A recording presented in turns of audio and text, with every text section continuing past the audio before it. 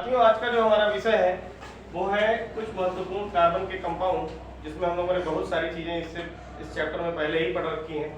इसमें इथेनॉल और ethanoic acid दो महत्वपूर्ण और सबसे ज्यादा उपयोग में आने वाली वस्तुएं हैं, जो कार्बन से बने हुए कंपाउंड से वस्तुएं क्या आप कह लीजिए केमिकल्स हैं। तो इनके बारे में हम वन बाई वन पढ़ेंगे। आइए सबसे पहले देखते हैं इथेनॉल के बारे में। देखिए, इथेनॉल नाम के अंत में अगर ऑल आ गया तो इसका मतलब इसके पास कौन सा ग्रुप है? अल्कोहल ग्रुप है। हमने पहले ही पढ़ाया था आपको कि सफिक्स अगर ऑल लगा हुआ है तो इसका मतलब अल्कोहल ग्रुप है, जिसकी पहचान OH है। जैसे मैंने मान लीजिए CH3OH लिख दिया तो इसके अंत में भी OH है, OH ग्रुप प्रेजेंट है, इसका मतलब ये भी एक अल्कोहल है। क्योंकि एक कार्बन का अल्कोहल है तो इसका नाम हो जाएगा मीथेनॉल। तो ऑल लगे होने से ही हमको ये कंफर्म हो जा रहा है कि ये अल्कोहल। तो अल्कोहल की खासियत आपको बहुत अच्छे तरीके से पता है। इसमें आपका इथेनॉल तो बहुत ही ज्यादा यूजफुल है। इथेनॉल का उपयोग बहुत सारे पर्पसेस के तौर पर किया जाता है, जैसे कि आप इसका उपयोग देखेंगे कफ सिरप में। कफ सिरप जो आप पी रहे होते हैं, तो कफ सिरप में क्या होता है भाई? इसमें अल्कोहल की मात्रा होती है। वो कौन सा अल्कोहल होता है? इथेनॉल। जब आपको कभी सर्दी खांसी बुखार हो जाता है तो कफ सिरप देता है डॉक्टर। कफ सिरप में है क्या? ये इथेनॉल है। कफ सिरप का काम क्या है? जनरली जो ये सर्दी खांसी होती है ये बैक्टीरियल डिजीज है। तो इसमें क्या होता है कि इनकी एक साइकिल है, जब तक ये कंप्लीट नहीं हो, बैक्टीरियल हो या वायरल हो, तो इनकी एक साइकिल है और ये साइकिल जब तक कंप्लीट नहीं होगी तब तक ये ठीक नहीं होता। तो जनरली कफ सिरप के अल्कोहल की मात्रा क्या कर देती है? आपके अंदर ड्राउजीनेस, आपके अंदर नींद ला देगी, एक अजीब सा नर्वस सिस्टम से कनेक्शन को ब्रेक कर देगा, जिससे आदमी को नींद आ जाती है। तो कफ सिरप का एक इंपॉर्टेंट कंपाउंड है इथेनॉल। उसके बाद आप देखते हैं कहीं चोट लग जाए, कहीं कोई कट जाए पिट जाए, तो अल्कोहलिक कंपाउंड आपके हाथ पर या आपके उस कटी हुई जगह पर लगाया जाता है।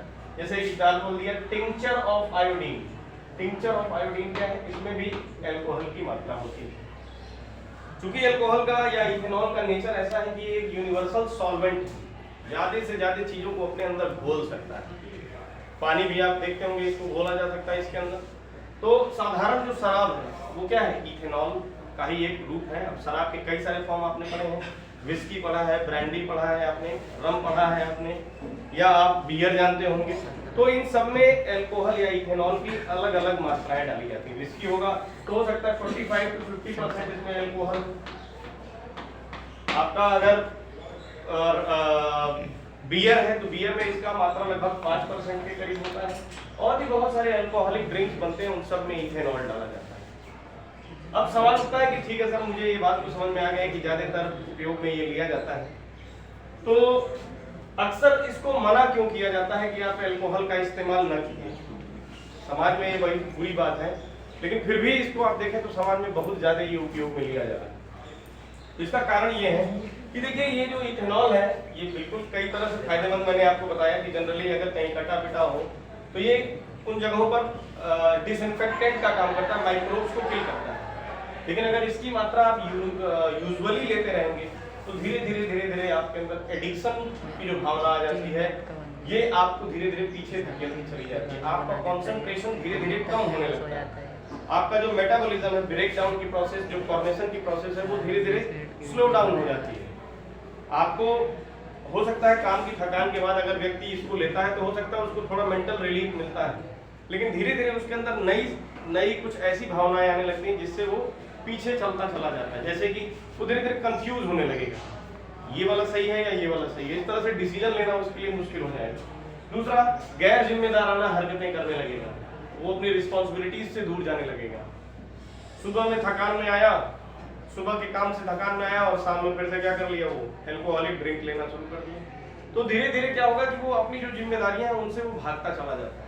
तो इस तरह की समस्याएं आती हैं। एक्चुअली क्या करता है, न्यूरॉन्स से जो कनेक्शन है हमारे ब्रेन का, उन न्यूरॉन्स के कनेक्शन को ही ब्रेक कर देता है। कैसे?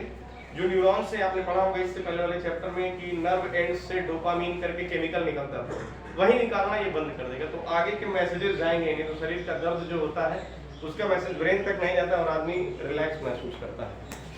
तो ये जनरली होता है अल्कोहलिक ड्रिंक्स लेने से। तो हमें इसको अवॉइड करना चाहिए क्योंकि ये एडिक्शन ला सकता है हमारे अंदर। आगे देखते हैं इसके बहुत सारे उपयोग भी दिए हैं और 2-3 रिएक्शन दिए जो जनरली एग्जाम्स में पूछी जाती है। जैसे सबसे पहला रिएक्शन दिया कि अगर आपका इथेनॉल है तो सोडियम के साथ क्या करेगा। आपको पता है sodium one of the highly reactive element है, one of the highly reactive metal. ये सोडियम निश्चित तौर पे इस इथेनॉल के साथ रिएक्ट कर जाएगा और क्या बनाएगा, सोडियम का एक कंपाउंड बना देगा, सोडियम का साल्ट बना देगा और पानी इस माध्यम में क्या हो जाएगा, बाहर निकल जाएगा। तो ये हो गया आपका CH3 CH2OH था, यहाँ से ये H रिलीव हो गया और इस O के साथ आकर के ये NH हो गया। अब चूंकि यहाँ पे हाइड्रोजन की 2 मात्रा है तो ये हाइड्रोजन की 2 मात्रा और इसके बचे हुए एक ऑक्सीजन के साथ मिल करके क्या कर देगा, पानी का प्रोडक्शन करेगा। तो ये हो गया सोडियम का एक साल्ट बना देगा। उसके बाद दूसरा इसका रिएक्शन दिया इसने किसका, आपका इथेनॉल था। ये इथेनॉल ने क्या किया, कॉन्सेंट्रेटेड और हॉट सल्फ्यूरिक एसिड अगर इसकी प्रेजेंस में आप इसको रख देते हैं इथेनॉल को, तो क्या होगा, ये अनसैचुरेटेड कंपाउंड बनाता है। अनसैचुरेटेड कंपाउंड इसका नाम क्या है, 1 कार्बन 2 कार्बन। अनसैचुरेटेड किसी कंपाउंड को कब कहते हैं, जब उसके पास डबल या ट्रिपल बॉन्ड, इसके पास देखिए डबल बॉन्ड है, तो 2 कार्बन का ये डबल बॉन्ड वाला कंपाउंड है, इसका नाम क्या हो जाएगा, 1 कार्बन से मेथ, 2 कार्बन से एथ और डबल बॉन्ड है तो एथीन बना देता है। और साथ ही साथ क्या होता है, पानी का प्रोडक्शन होगा, पानी रिलीज होगा। क्योंकि यहाँ पर सल्फ्यूरिक एसिड पानी निकालने में कामयाब रहा, इसलिए इस सल्फ्यूरिक एसिड को यहाँ पर क्या कहते हैं, डिहाइड्रेटिंग एजेंट। क्या कर रहा है, पानी निकालने का काम करता है। तो ये 2 इसके इंडस्ट्रियल यूजेस हैं जो जनरली एक तो आपका अनसैचुरेटेड कंपाउंड बनाने में और दूसरा सोडियम के इस तरह के साल्ट बनाने में। ये 2 चीजें इसमें क्या होती हैं, प्रोड्यूस होती हैं जनरली इथेनॉल। इथेनॉल का इस्तेमाल चूंकि बहुत ज्यादा होने लगा है तो कुछ लोग क्या करते हैं, जब आप यंग एज में होते हैं तो नया एक्सपेरिमेंट करने के बड़े शौकीन होते हैं। तो कुछ लोग क्या करते हैं कि ये इथेनॉल का यूज शुरू में कर तो लेते हैं, लाओ एक बार जरा जीवन का आनंद लेते हैं, टेस्ट करके देखते हैं, जीवन में हर एक चीज लेनी चाहिए। लेकिन धीरे धीरे इसके क्या होने लगते हैं, इतने ड्रॉबैक्स पैदा हो जाएंगे कि आप अपनी पढ़ाई से, अपनी जो दिनचर्या है, आप उससे धीरे धीरे दूर भागने लगते हैं। तो हमें प्रयास करना चाहिए कि इस तरह के एडिशन में ना पड़े और ना इस तरह के एक्सपेरिमेंटेशन में पड़े। साथ ही साथ इथेनॉल के यूज से बचने के लिए क्या किया जाता है, बहुत सारे इथेनॉल युक्त कंपाउंड हैं, उसमें ब्लूइश कलर मिला दिया जाता है या उसके अंदर मीथेनॉल मिला दिया जाता है। अगर इथेनॉल और मीथेनॉल दोनों अगर आपने एक साथ ले लिया तो सब ये बहुत लीथल हो सकता है, बड़ा ही जानलेवा हो सकता है। तो इसको भी अवॉइड करना चाहिए। इसमें ब्लूइश कलर मिला दिया जाता है कि ये भाई क्या है, एक अलग सी डाई इसमें डाल दी जाती है ताकि ये अलग से इसकी पहचान हो सके। तो ये भी एक बड़ा महत्वपूर्ण बिंदु है। हमको इन चीज़ों से इनके इस्तेमाल, स्पिरिट आप देखते होंगे जो जनरली लैब में इस्तेमाल करते हैं हाथ वाथ को साफ करने के लिए, वो भी अल्कोहलिक कंपाउंड है। तो अल्कोहल के तौर पर इथेनॉल का इस्तेमाल है। इथेनॉल का इस्तेमाल एज अ फ्यूल भी किया जाता है। ठीक है भाई, इथेनॉल फ्यूल के तौर पे कैसे इस्तेमाल हो जाएगी, आपने देखा होगा कि जो गन्ना है हमारा, गन्ना शुगर केन, ये क्या करता है, सन की लाइट के फोटोसिंथेसिस के माध्यम से वो क्या करता है, अपने अंदर भोजन बनाता है, शुगर बनाता है। गन्ने के अंदर से ही शुगर प्राप्त होता है। वो जो शुगर हमारा बना, उसी शुगर या आप कह लीजिए कि गन्ने के रस को हमने क्या कर दिया, फर्मेंटेशन किया, और फर्मेंटेशन करने के बाद हमने क्या तैयार किया, अल्कोहल तैयार किया।